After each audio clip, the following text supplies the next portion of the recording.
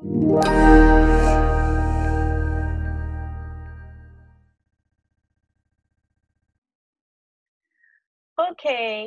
welcome everyone to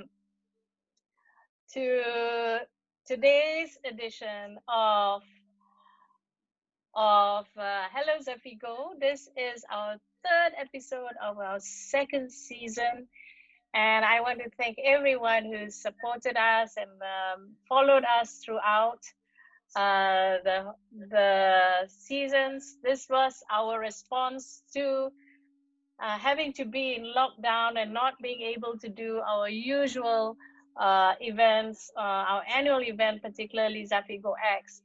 But we've loved doing these forums and we've loved presenting all sorts of wonderful, wonderful speakers to you all every 2 weeks or so.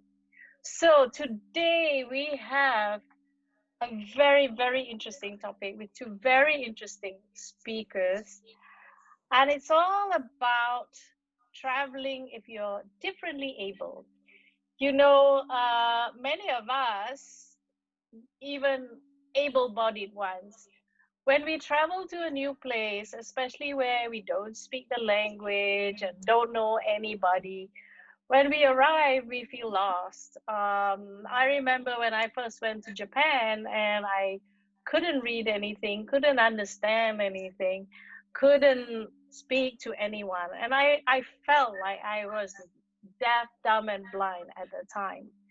And it was difficult. And it's difficult for a lot of people who've not that experienced in travel, going to new cultures and new places and finding their way around. But imagine if you were also differently abled, meaning that you had one less sense to draw on. Like if you couldn't see, or you couldn't hear, or you couldn't speak, things then become a bit more challenging than most people. But this doesn't mean that anyone should be stopped from traveling. At Zafigo, we believe that everyone should have access to travel through the world, regardless of whether they're able-bodied or not, or whatever.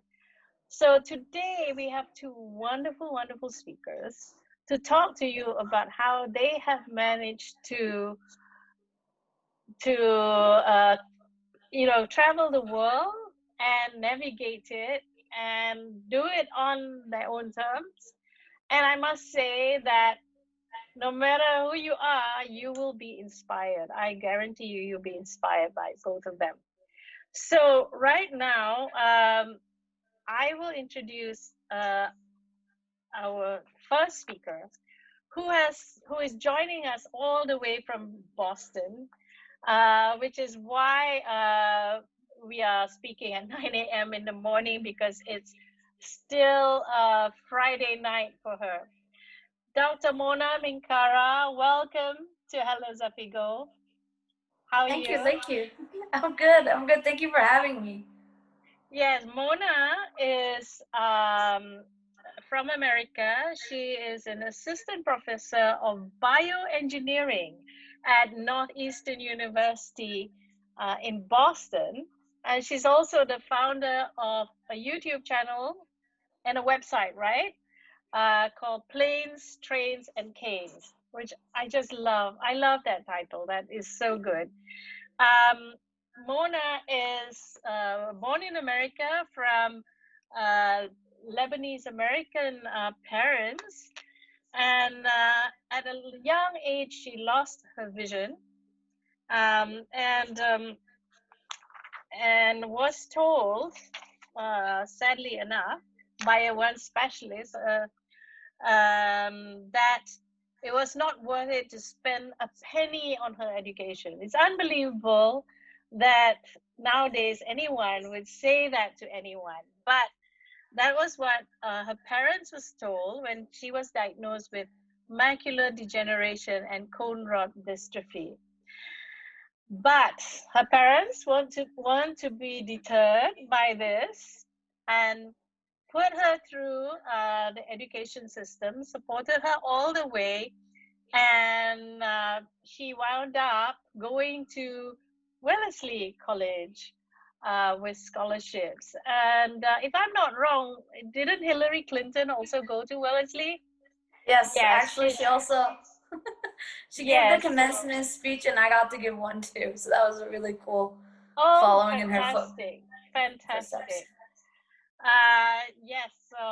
So very, very prestigious college, women's college. If I'm not wrong, is Yes, it? Yeah, it's a yes. women's college. Where Mona double majored in Middle Eastern studies and chemistry. This is amazing to everyone out here because we can't do this type of competitions here at all. The Really? idea, no, no, no, no. You're either arts or you're science, and it's extremely rare that you get to combine, um, study Middle Eastern studies, for example, any type of non-science studies with a science subject. But she wound up being more interested in science and and then finally got her PhD. Long, long bio uh, with very exemplary achievements. And at the same time, Mona always wanted to help the present the perspective of the blind community, and so she started this website called Planes, Trains, and Canes to show that it's possible to travel, right? Uh, Even if you cannot see. And the motivation for this is this idea that vision is more than sight, which I think is so clear and so good. That it encapsulates everything that you're about, I think, Mona. Um, and through this website, she takes us on a journey around the globe and show us what it's like to travel as a blind person. And you got a prize in 2019, right? The Holman Prize. What was Yes. that? What was that for exactly? Actually, what happened is the Lighthouse for the Blind San Francisco runs a competition every year for blind individuals around the world. So if there's any blind people in the audience right now, you can apply.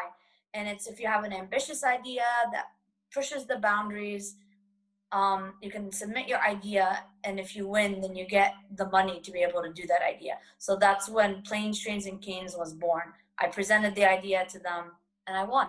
So that was kind of amazing. Fantastic! Congratulations!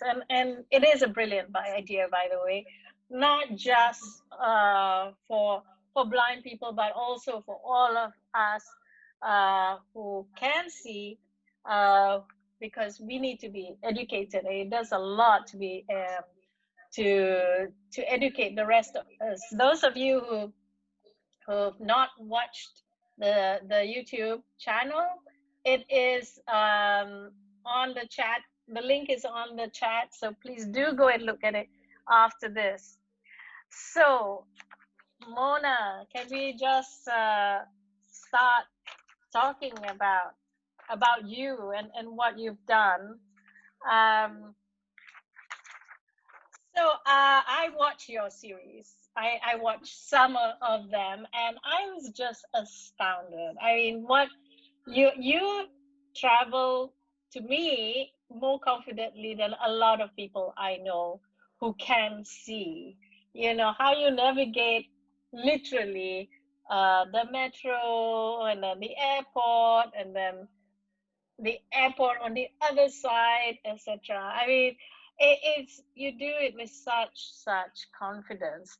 But I did worry watching you, and you're the same age as my daughter, I know now. So just like I worry about her when she travels, I worried when I watched you, especially in some places which I thought would be very, very dangerous for anyone, especially women at night. So, did you have safety concerns? when you travel? How did you So, manage those? that's a very good question. I do have to say that it wasn't necessarily on the top of my list, but I always travel with some logical considerations, right? I don't just go at it with no plan in mind. Like I have a plan in mind, or, I make sure that I am, generally in a safe area. Like I have backup plans,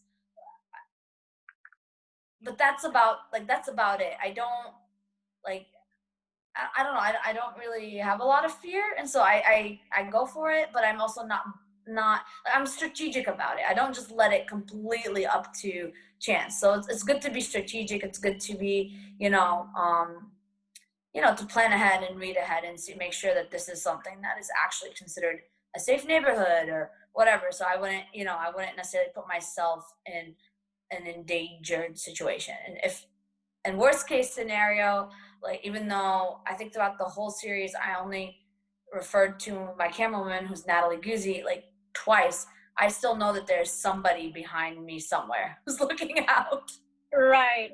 But yeah. when you say strategic, what exactly does that mean? I mean, I research the areas. Like now, Right. like for example, we are considering future cities. If we got funding, where would we go?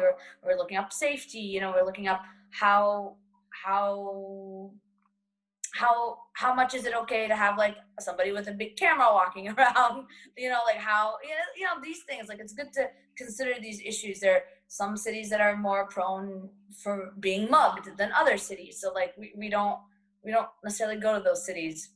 So Right. yeah.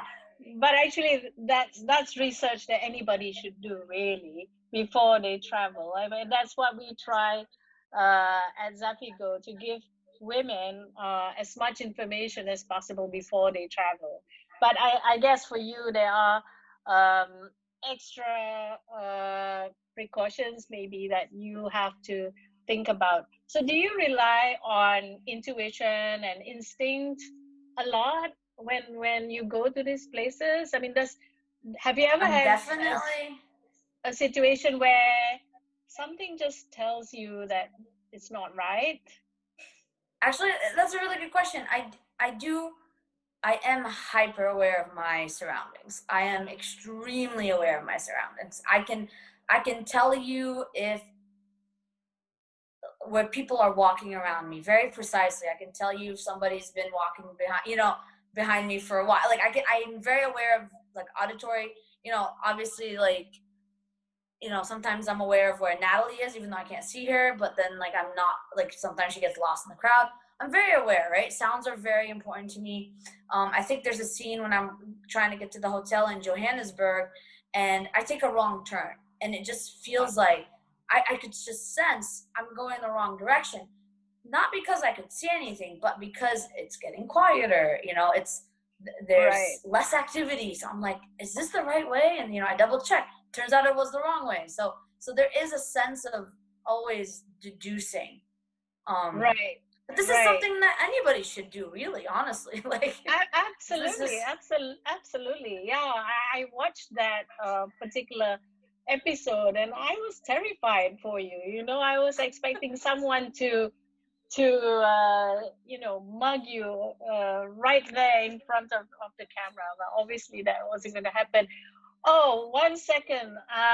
Welcome, Senator Ras Adiba Radzi. Thank you, Nato. Thank you so much. I'm so sorry because I had a bit of a problem with my Zoom. So yeah, it's good to see all of you. Okay, great. Mona, I'm just going to introduce our other speaker, Ras Adiba Radzi, now Senator, Yang Berhormat Senator Ras Adiba Radzi. So, Ras, can I just introduce you and read out your bio? Although for most Malaysians, we all know you. We've known you for a long time, of course, and so have I. But Yes. we have foreign guests today, all the way from Boston, who come to watch Mona, but they are also keen to listen to you. So Ras Adiba Radzi started off in our minds and on our TV screens. How many years ago? 20, My 30, gosh, 20, 34 years. 34 years ago. Okay, before Mona was born. Okay, I'm going to, just to make you feel old, and me too. On TV as a broadcaster, and she's been involved in this all that time in the world of media, public relations, news gathering, corporate communications, social responsibility, government protocol, and international relations. And now she manages Ras Networks in Berhad, a company which she set up in 1995, whose primary business is in training, producing TV programs, motivational talks, organizing events and conferences, voiceovers, documentaries, music videos, and producing educational sports and musicals for Persatuan OKU Central, which is an organization for the differently able that she set up. She's also a spokesperson and has represented Malaysia in various games, para games, I think they call them, in swimming, badminton, and in air rifle shooting. And also, she does things like parachuting, still, parachuting. Still. Oh gosh, scuba diving and motorsports. But in 2003, in 2003, she stunned the nation by breaking the Malaysia Book of Records for long distance wheelchair marathons, which we will talk about shortly because I think that's crazy. But anyways, Ras was not born disabled. She unfortunately had spinal injuries from two accidents, and but that hasn't stopped her, obviously, because she's gone on to do many of those things after her injury.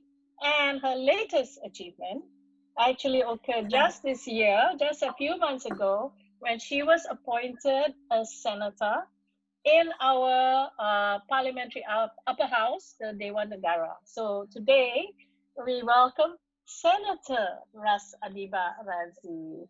Thank you, Welcome, my Ras. Thank Don't you kakak me? Nice to see you. I haven't seen you in a long time.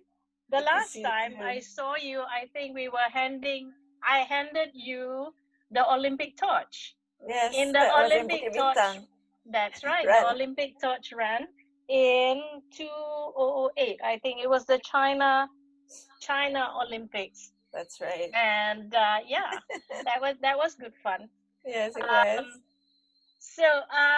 so Ras, I was just chatting with Mona. In case you haven't met Mona, Mona is from Boston. She is a scientist and assistant professor at Northeastern University, but she also runs a wonderful website and YouTube channel called Planes, Trains, and Canes, where she shows people how she travels around the world on her own mostly, and mostly on public transport. And it's fascinating to watch. Let me tell you. But let's get to you first, Ras. Um, when I knew you a long time ago, when I first knew you, I know you were a motorbiker and Yeah. radio, TV newscaster, all that very, very glamorous. Of course, you're no less glamorous now, but that was quite a change, right? Quite a change Yes. from that life to this life, even though it's been a while now.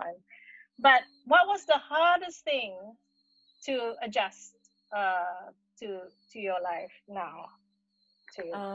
Well, first and foremost, I actually lost some friends when I became disabled. Then you only realize that you have mostly acquaintances but not friends. And then one of the things that really bugged me was, not being able to move about because, as you know, I can't stay put. I'm always jumping around, riding my bike. I trained as a dancer. So when I couldn't walk anymore, I became a T10 paraplegic. It was just crazy. And to make it worse, the place that I was working before didn't take me back, so I didn't have a job for 6 years, and you know, not many people know, but I was surviving on eating rice with salt and drinking tap water for 6 years because it was so hard. You know, people just didn't want to give me a job.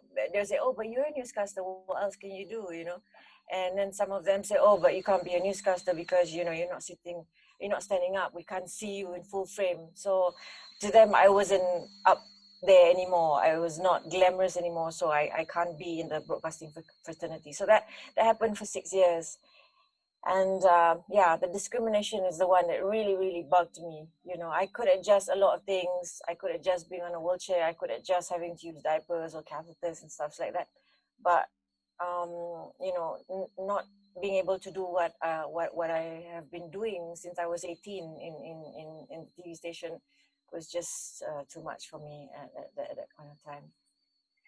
Yeah, that's kind of, you know, when you think back, it's kind of silly, right? Because as a newscaster or a host on TV, most of the time we only see you from the waist up anyway, right? What does it matter what you're sitting on? You know, your brain hasn't changed, right?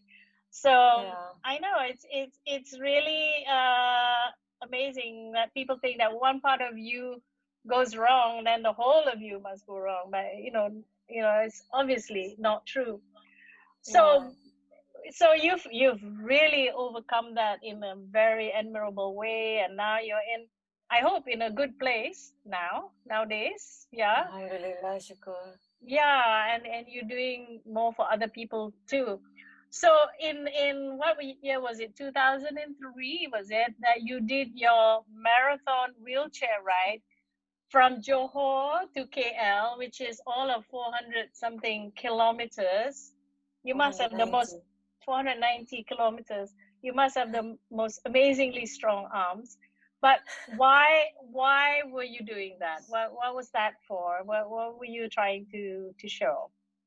Well, you know, when I became disabled, what happened was I was trying to find myself. I was soul searching, trying to adjust to my new life, and I actually wanted to do something. And since I didn't have a job that time, I was reading an article, and then I saw some international athletes. They did a long distance marathon, and you know, I thought, why not do that and go down to the ground and see my other friends who are disabled and learn more.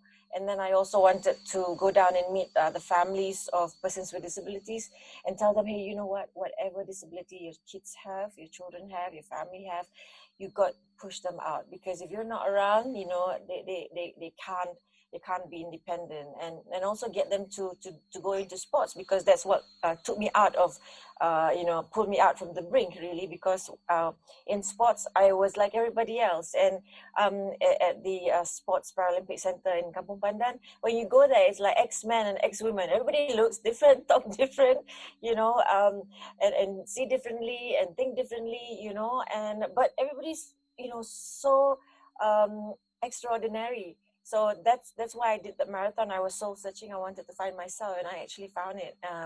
I am here because first because of having faith, having the Almighty God, Allah, but also because I borrowed the spirit of my disabled friends. So I won't be here Yeah. if not without them. They're just crazily amazing.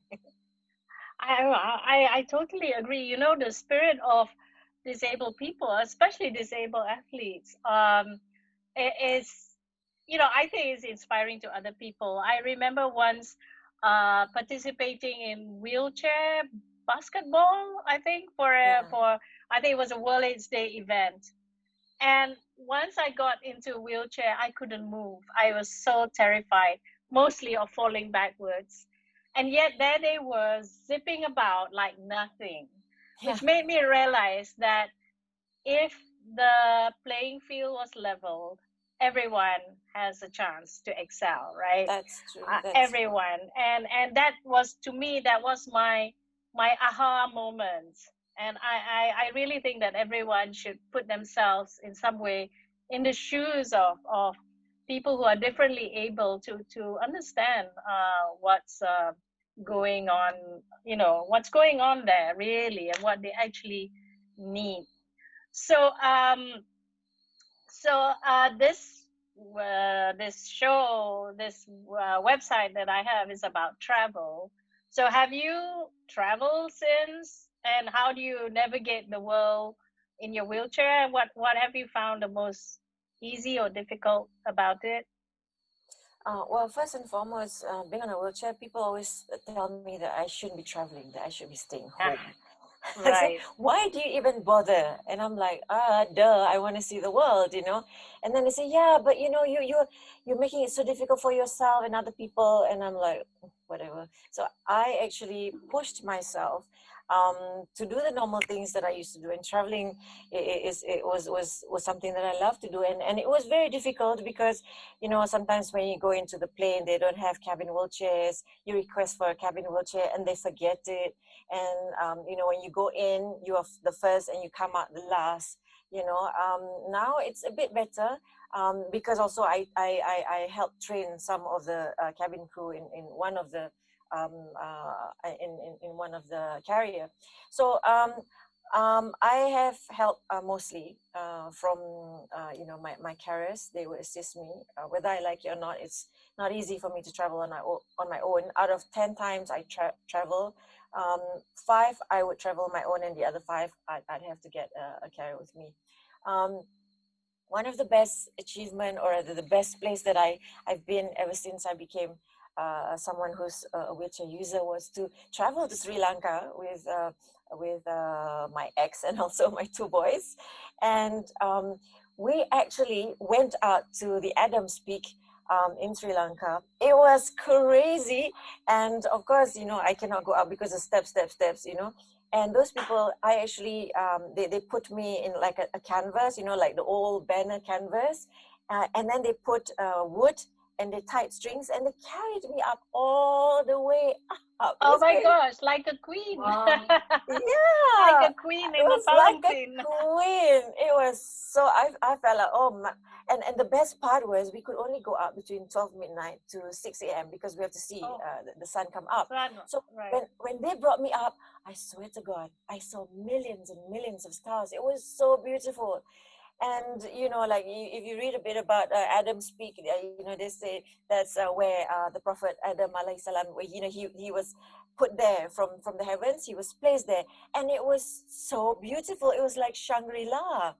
The clouds and the Dr. Mona, it was incredible. The clouds, Wow. the trees, the waterfall, and you can smell the air, and you can hear the chirping of the birds. It was like as if it was you're in heaven, and I that point of time, I was very appreciative of um, the mountain carriers who helped me out. And I'm heavy, okay? So when they carry me out once in a while, they would just plonk me on the ground, and I'll be sleeping because it's so high up. They plonk me on the ground slowly, and I open up, and then I see a cat at my face, or a dog coming to see you. We're like, what is this lady on the ground, And then after a while, they would carry me up. They would take turns and brought me up. And oh my God, that is the best Wow. experience ever, ever, Wow. ever. Mona, I think that's your next destination. Wouldn't that be amazing? I have I to want change to my. do that. I want to do that. I really want to do that. So, yeah, going back to Mona, you've been to several cities already, and were there great differences between the cities for you? Um, which were better, which were easier to navigate, which were not. So yes, definitely there was a lot of differences. But before I begin, I just want to say it was really nice to meet you, Raz.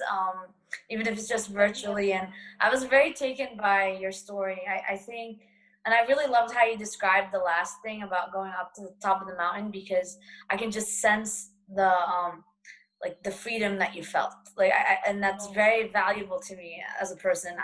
I really value I really value freedom, like both a physical sense and a mental sense, you know. And so back to the question you were asking, yeah, I found a difference, and there was a lot of cultural difference. There was infrastructural difference that I pointed out.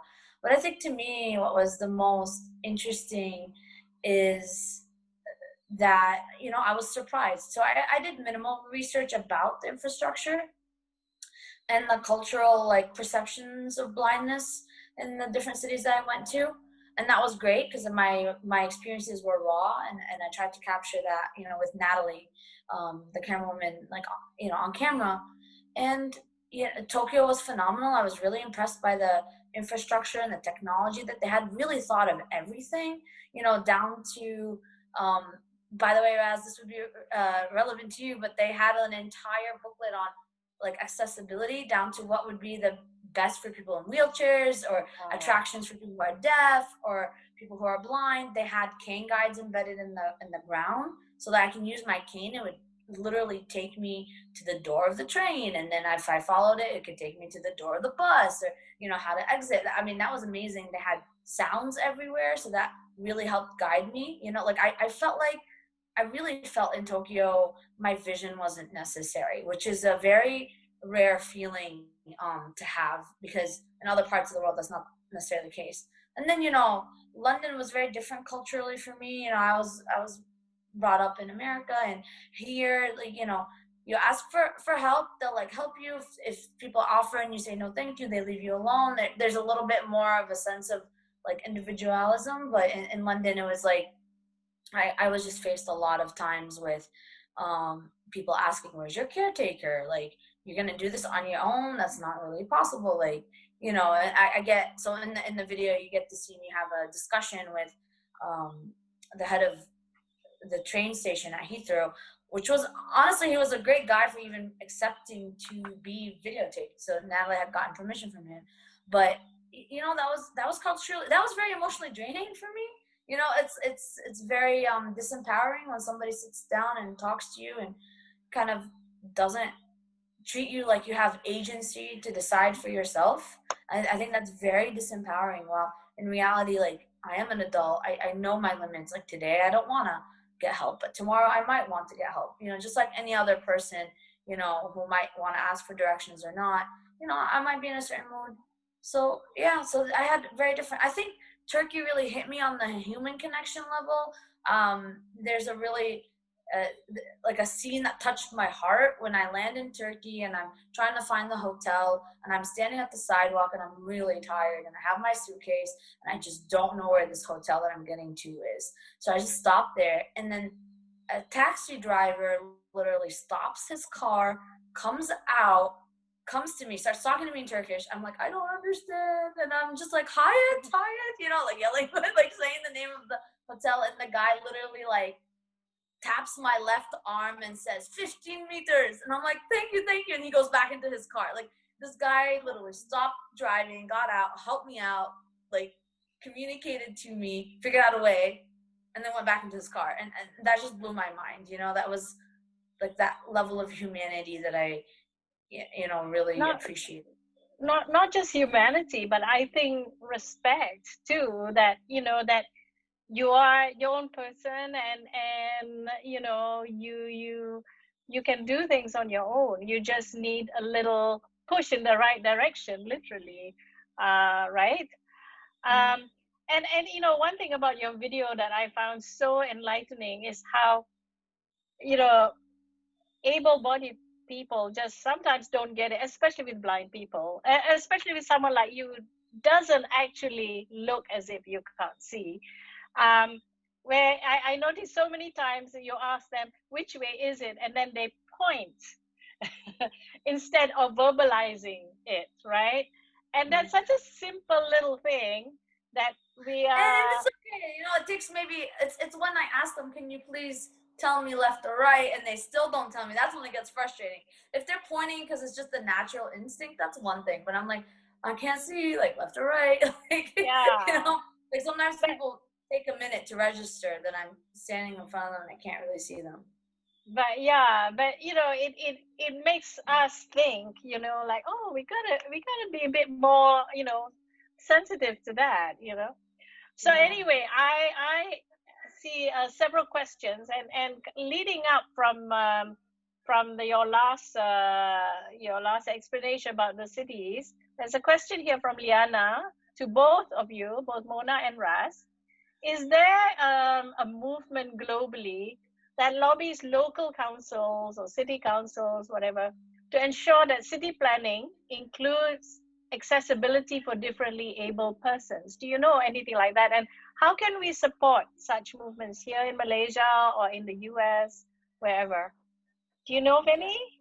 Well, in Malaysia, actually, we are working very closely. We have a team called Harapan OKU, and what we do is we are working on sharpening our Akta OKU, the Disabled Act, because our Disabled Act needs to be spruced up. It is not, it doesn't really protect us. It doesn't really, our rights are not just right there. It needs to, like implementation. Say for example, if when you are at in town and you want to park a car, yeah, and the wheelchair park, the disabled parking is used by persons who are not disabled.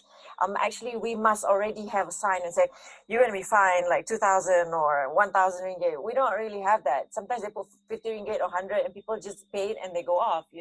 So we can only improve the accessibility here. I'm just talking about Malaysia. First, by having our Disabled Act, to have it more sting, one. And then second is to work very closely with the municipalities. Because actually sometimes people take it for granted, that they should build a ramp and the ramp is not following the spec. They should they should have a toilet, but the toilet I go in, I can't come out. I try to close the door, I can't get through. And then sometimes I go in the toilet, I sit down, and then there's somebody sleeping in the toilet, and I hear that person snoring, and I said, "Excuse me, I'm trying to go to the toilet," and she says, she's a cleaner. She says, "Oh, but it's okay, you can go ahead. I'm used to it." And I'm like, "Yeah, but I'm not used to it." Or our storerooms. Mona, you can close your mouth. Or our storeroom, our toilets used as storeroom. So in order for us to do this, I think we have the UN CRPD internationally, but like in Malaysia, if I may say, we are working very hard with the groups from Harapan OKU, with our lawyers and stuff like that, to make sure that we have how penguatkuasaan, the implementation, can and also fine can be given. The authorities can find people so that it's more accessible. Sorry, Dr. Paduka, just now you mentioned about traveling, and Mona spoke what it's like to be traveling. One of the things that that gets me all reeled up is when, again, when people come up to me and say, "Why are you traveling? Why are you moving about?" I went into a taxi, 3 taxis at KL Central before. Many years ago, when I first became disabled, I wanted to go in a taxi. I didn't have a car. And then after that, the guy said, "Okay, I can take you, but you leave your wheelchair." And I'm like, "Huh?"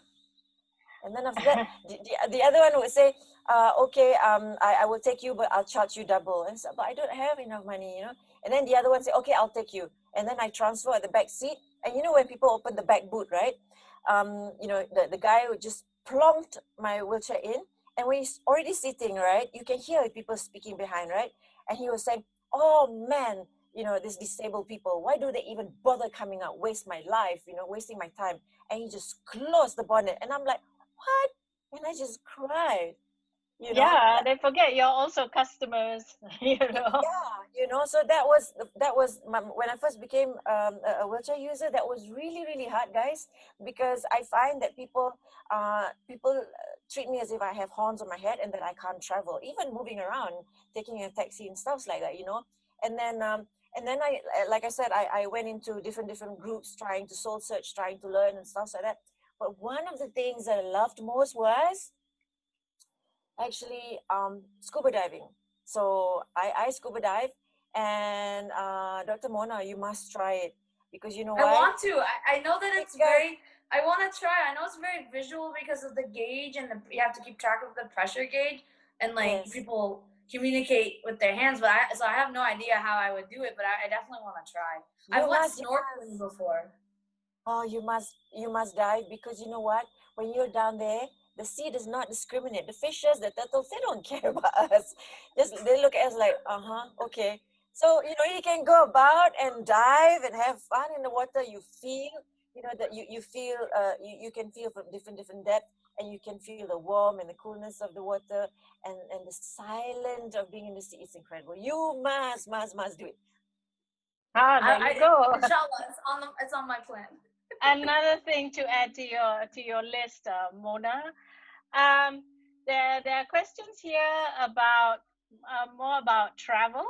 So, which was the first city that you traveled? Both of you, Mona, do you want? Which was the first city abroad, or even within America, actually, that you went to on your own? On my own or just period? Because ever since I was a kid, we would go to Lebanon almost every summer. So that All was a right. very part of my this is a big part of my childhood.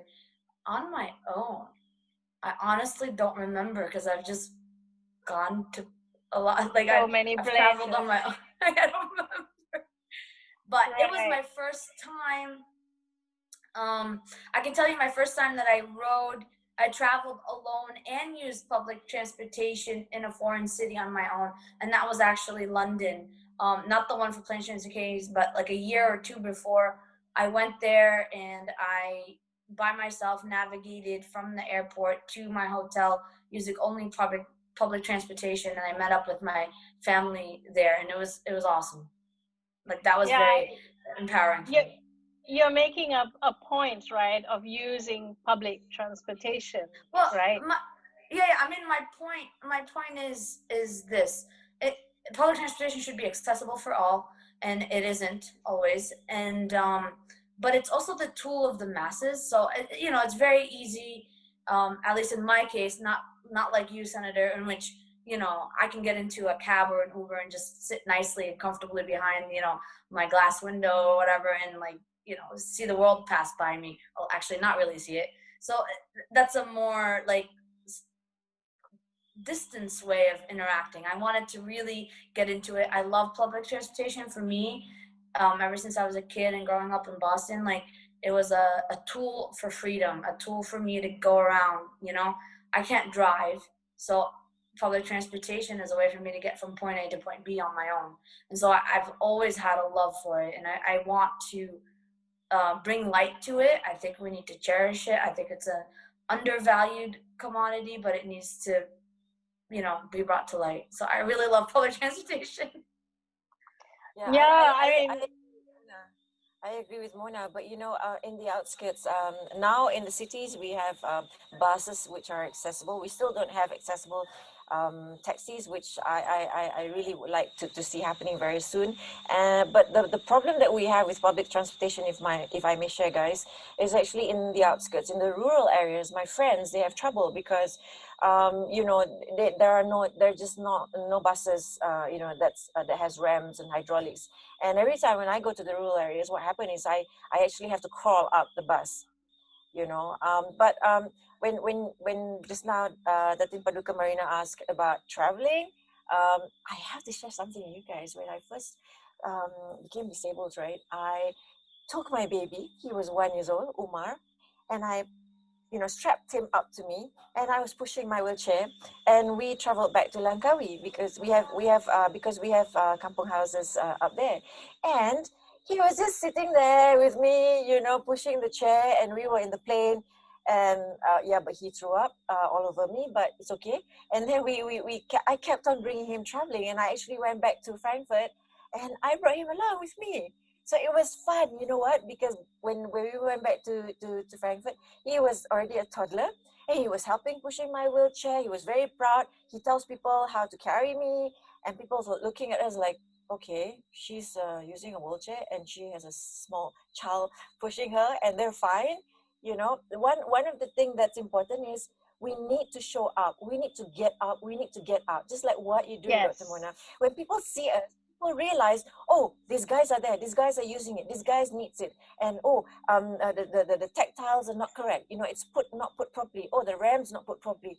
So yeah, we in order for for a country to be to have accessible tourism, is the disabled have to come out, because once they come out, then people will see, you know, that their needs are such, and it's up there, you know. Yeah, And actually, yeah.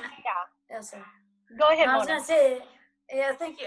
I was gonna say that Natalie, the camerawoman who came with me, she actually told me at one point that she saw more blind people walking around in Tokyo than she did in all of the other cities combined, because Tokyo had all of these systems in place. They had auditory signals. If you cross the street north south, it was different than a sound for east west. They had a different melody for each train line. It was unbelievable, like the amount of technology that was there to help blind people. And so it allowed for more people to go out. And I think like you said, Senator, like we don't people are asking, why are you going out, why are you even trying?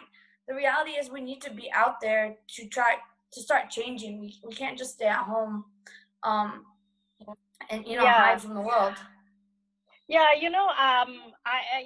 used to go to Melbourne a lot before, and I used to notice that there was so many disabled people out and about everywhere, in shops, and everything. And for a while, I thought, what happened here in Melbourne? Did some disaster happen that so many people became disabled?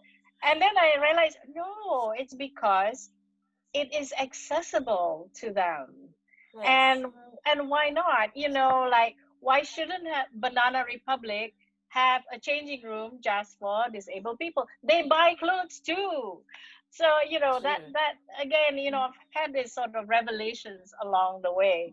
And I really think you're right about being people outside. I think we need to have disabled people of all kinds audit cities, to see where the needs are. And it really doesn't take anything away from us able people too. I don't mind having music wherever to tell me where I'm going. Sometimes you get lost in thought and you forget. Anyway, Yeah. more questions coming up. So how has travel, because we are a travel website, how has travel impacted you? I mean, has it changed your view of the world, or broaden your vision? How's that gone for you? Mona, would you like to, Sure. even though you're used to it? It's but traveling is like, when you're a kid and you start reading books about places you've never been to, and you're able to mentally travel, but then when you get to literally travel, it's kind of like bridging all these worlds, and you realize how much more of the world there is out there to see. That is what traveling is for me. It was like a sense of exploration and adventure, that I was able to truly experience. And then realizing that it's not just the physical act of traveling that's adventurous, but it's also the mental act of exploring, of being open to new experiences. And you can do that like at home or while you're physically traveling.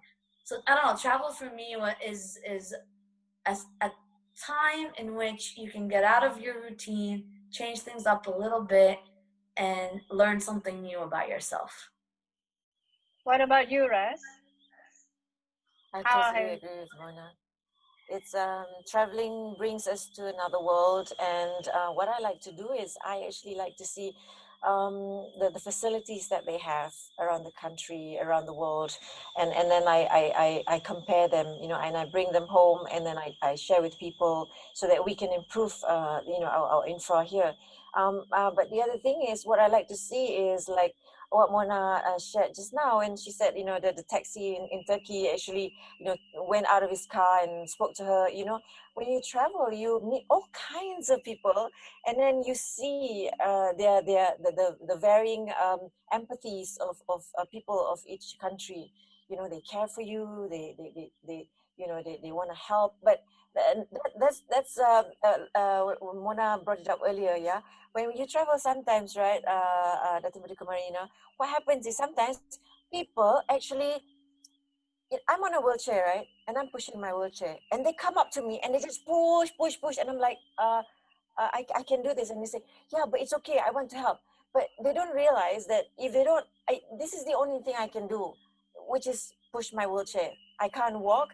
And I just want to feel like everybody else. So I always tell them, no, it's okay. If I need help, I'll ask you.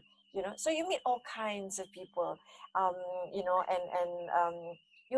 learn and you share. I like what I like about traveling is sharing with them what I go through, and then I meet other disabled people or even able people, and I learned, and then we learn, and from then on, only we can improve the conditions and our thinking for persons with disability around the world. And mind you, under the United Nations WHO, 15% of a country's population is disabled. That means in our country, Malaysia, there's 4.7 million of us, and the ones that's registered is about 560,000 only.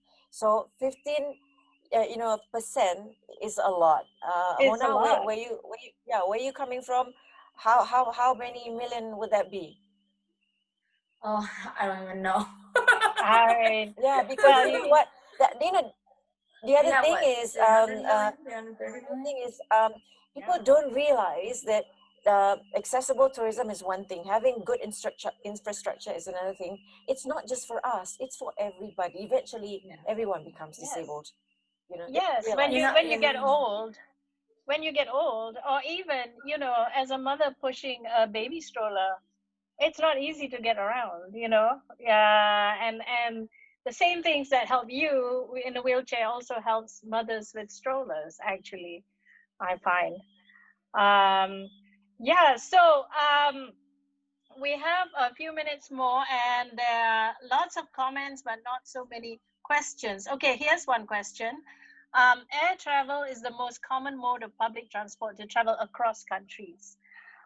Why do you think air carriers still remain far lacking in accommodating the needs of travelers with disabilities?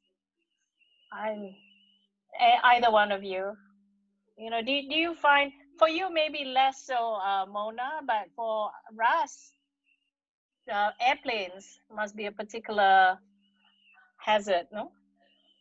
I mean, even with me, yes. it's yeah. Sorry, yeah. Continue. No, go ahead, No, Mona. please, Mona, you first. Oh no, thank you.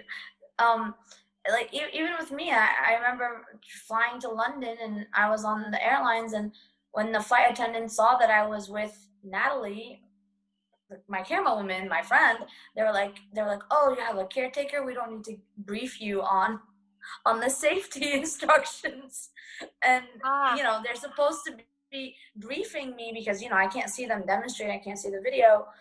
So I feel like there's still a long way to go, that we need to like educate these these air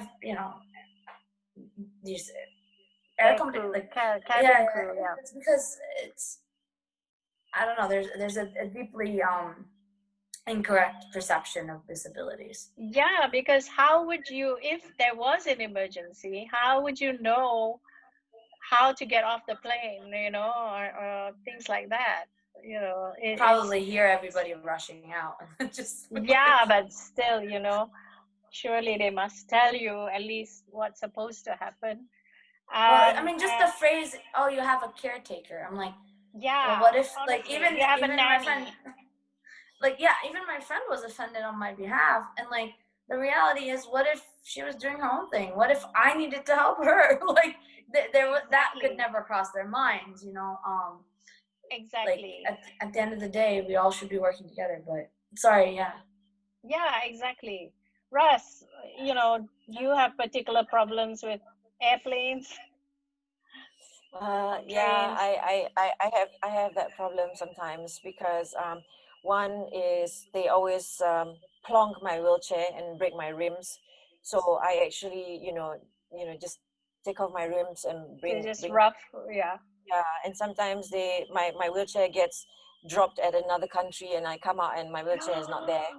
You Oh know, no. I remember coming back from a Paralympic game, from training, and then coming back to Kuala Lumpur to participate in the Paralympic Games here. And I said, "Where's my wheelchair?" And then they go like, "Here's the wheels." I said, "Yeah, but where's my frame?" And they go, "I think we left it in Doha." I'm like, "What?" You know. So that's one thing. You know, they take things very easily sometimes, and this happens with a lot of airlines. And then another thing is, actually, you know, they don't have cabin wheelchairs, and they have to carry me to the toilet and bring me in.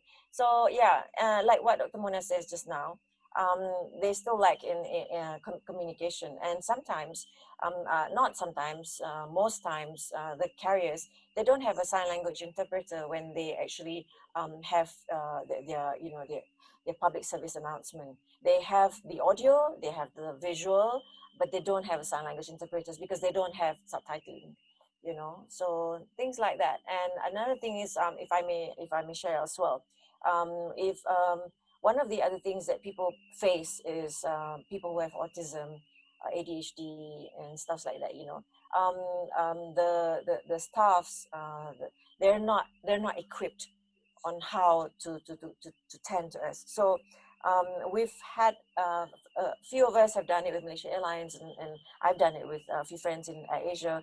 We try to educate them on how best to assist us, how to calm us down if we have a meltdown and stuff like that in the plane. So that's very important. I mean, having been on a wheelchair is, you know, I mean, whatever is, if worst come to us, I'll just crawl in. But for my friends who are hyperactive and they cannot take too much sound, you know, and if they have a meltdown, how do we care for them? That's another problem, guys, you know, that we don't think about with accessible tourism, how to care for the other special needs.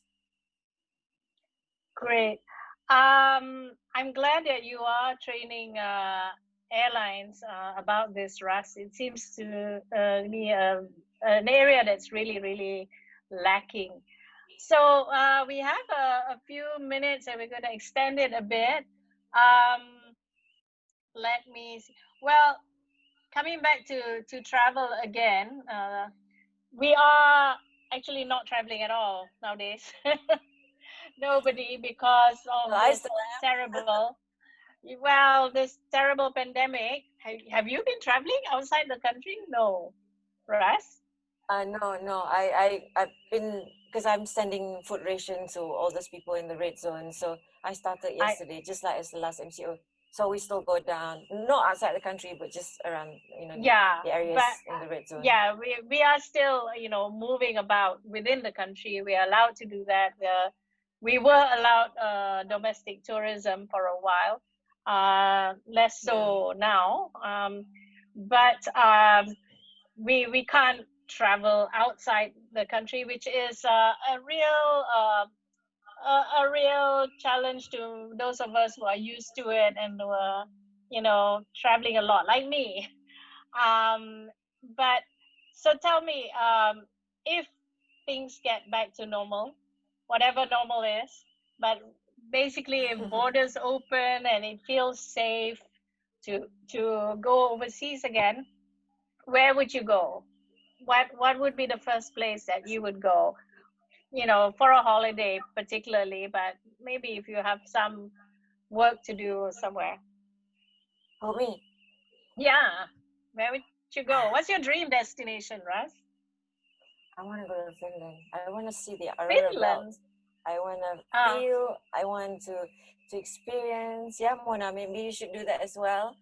You know, the Maybe splendors of we the should go skies. together one day and Yes, do yes. all the yes. pictures and canes. We should do one from your perspective. Okay, that'll be great. My God, I can't wait. You know, once it's all Yeah. thanks for hooking us That up. sounds good. I'd love to go to Okay, Finland, for God's sake. I haven't been. it's actually on my list, Finland too. Aha, there you go. And Yeah. and Mona, what would be the first? What's at the top of your list? Oh, I don't know. I have too many. Too Ah, many. you have to make choices. You have to make choices. Yeah. But coming back to technology, has technology helped? Have you seen advances in technology that has helped both of you when you travel, or just everyday life? What's the best thing to have? Mona? Mona first. I would not have been able to navigate as well if it wasn't for my phone. You know, so Right. you see me in the videos like using Siri and being like, okay, navigate to this using my Google Maps. You know, literally having it tell me, you know, 100 steps ahead or something like that. So that's been, even using the compass. I use the compass. I mean, this is old technology in a way, right? Like a compass, but at least the compass on my phone, because my phone talks to me, I can, you know, tell which direction it's going. But yeah, I would not have been able to navigate as well without my compass and Google Maps and the fact that my phone talks. Right. That's yeah, yeah. For you, I mean, we use that too, but I guess for you, it's an extra help, right? Any other thing? Like when you do your research on places on the computer, how do you do that, and how do you how do you navigate that on the internet?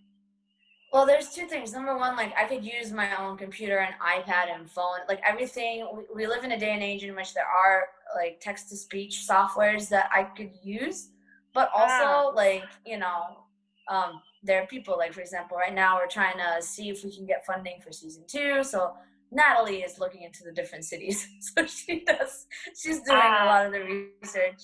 So shout out ah. to her. But you know, like at the end of the day, like I'm very, like I live in an age which I'm pretty lucky for, that things like my iPad and my phone and my computer can talk to me and I can Right. navigate through that.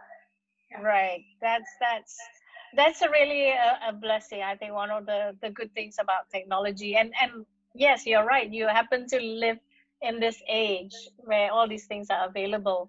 Ras, do you rely on anything in particular to help Oh, you? infrastructure is very important for me, guys, because you So, know, if I don't have ramps, I'm in trouble. If the curbs are too high, I'm in trouble. If the toilets is are too there narrow, are there maps that tell you where they are? you know, No. overseas, maybe like in Tokyo and in Yeah, other in places, Tokyo, they yeah, would they have have. that. But here we're hoping that somebody would do, you know, maps and accessible tourism so that we know, where to That's navigate, stuff like that. So basically our problem is actually, for me as a wheelchair user, is actually the infrastructure. If it's not there, it's very tough for me to move.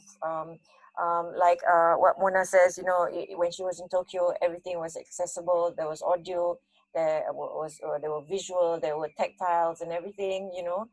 But I find traveling on my own, the biggest problem is actually infra. I give an example, you know, because in Langkawi we still don't have an airport which has a narrow bridge, right? So every time when I come down, I feel like a princess, which I like it actually. They put me on the seat and they carry me down like I'm a queen, like Cleopatra, like that. It's great, but I'm just so afraid it falls down. But what they've done is, I'm so impressed now in Langkawi, is they have a special chair, yeah, Datin Paduka and also Mona. They have a special chair. They strap you up, and this chair has a like wheels and it goes zoom, zoom, zoom, goes up, you know, and it brings you up. It's scary, but it works, you know. So I feel that we're getting there in Malaysia. So Mona, I really look forward to having you here. I'm sorry, we're not like Tokyo yet. It will take a bit of time, but I will work on it. I I think it would be so cool to have Mona come here and just walk Yes, around KL and just tell and us, suffer for a bit, and then tell us yeah, how to do it. and we'll follow you and just take notes all the way and present it to someone or other. Say this is gonna be done better, really, really, Yeah, Mona, Ras keeps mentioning Langkawi. That's a beautiful island up north, uh, where actually in my home state, great for holidays and chilling out and everything. So when you come, we will take you there for sure. So there are a few more questions. Mostly about accessibility, really. What kind of education programs would you recommend? Um, Mona, do you give talks about accessibility, etc., in schools? Maybe do you do that in the States? I actually not exactly. I talk about my story, and I talk about, like, pursuing your dreams in science while being blind, because it's very rare. But Ah, my sister who's also blind, she's 2 years um younger than me, but she has a company that she's starting, that literally that's what she's trying to do, is go out and promote the concept of inclusion and accessibility, and how, just like what Senator Raz was saying, if you design something, if you design infrastructure for inclusion, you're designing it for everybody, right? yes, So absolutely. my sister does that more. Oh, wonderful, Yeah. wonderful. That's Her name is Sarah great. Minkara, so you can look her up. Sarah, okay, we will, and we'll find the link and put it on for everyone here to see. So it's past 10 already, and we've come to the end. I think there are no more questions. So I just have one last question for both of you, which is something that we always ask at the end of our sessions, which is that if you could give our participants today, our audience today, one piece of advice that you've learned through your experience in life, what would it be? Who wants to go first? Raz, Ras? Raz, have Raz go first. Oh no. Okay. Well, I would like my friends with special needs out there, to if they're listening to this, I would like them to go out and tell and have them know that our disability is actually our ability. We have every right to travel and do things that we like to do. It's not us that has to change. The people's mindset and also the infrastructure and the environment has to change for us. We're not the one that's disabled actually, but our surrounding is the one that makes us disabled. I mean, we are here to stay. So for them, if they like to travel, just go out, just travel and enjoy it. Yes, they're going to, it's like actually sometimes when I travel, I feel like I'm going to war because I have to go through so many obstacles, with my wheelchair. I will fall, the ramps not too steep, the curbs too, everything is just not right, but sometimes, you go to places where it's accessible. So you need to go out there. Please, to parents out there who have children with special needs, just bring them out to travel, and let them see, so that they can adjust and they know what to do. It's very important for us to, one, have accessible tourism. Second is for us to have a knowledge of our surroundings and the places we travel, and yeah, just go out there and not caring what people think. Just we belong here, we just the people just have to get used to us.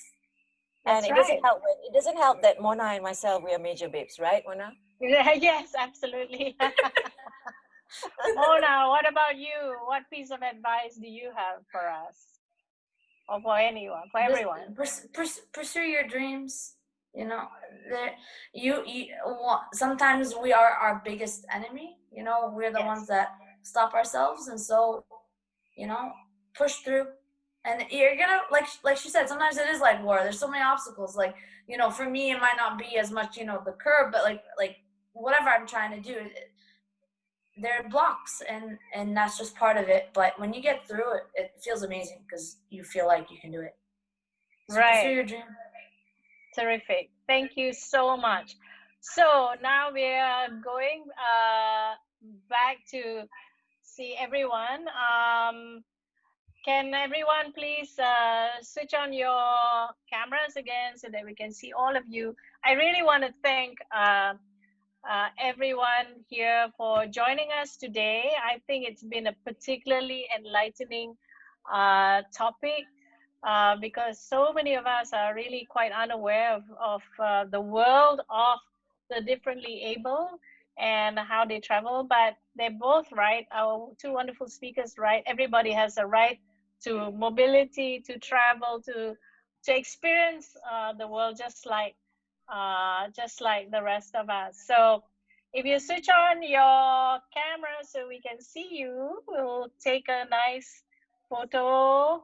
A few more. Let's have a few more. Is everyone on? Hi. It's kind of nice to see everyone's faces. A few more. Okay. Are we? Some people are shy, I guess. And maybe they're still in their pajamas. Who knows? But okay, if we'll just take what we can, and we'll take the photo now. So put on your biggest smile, and Okay, wave. one, 1, 2, 3. three. Hey. Okay. All right. Thank you so much, everyone. And to my two speakers, thank you for being such wonderful guests.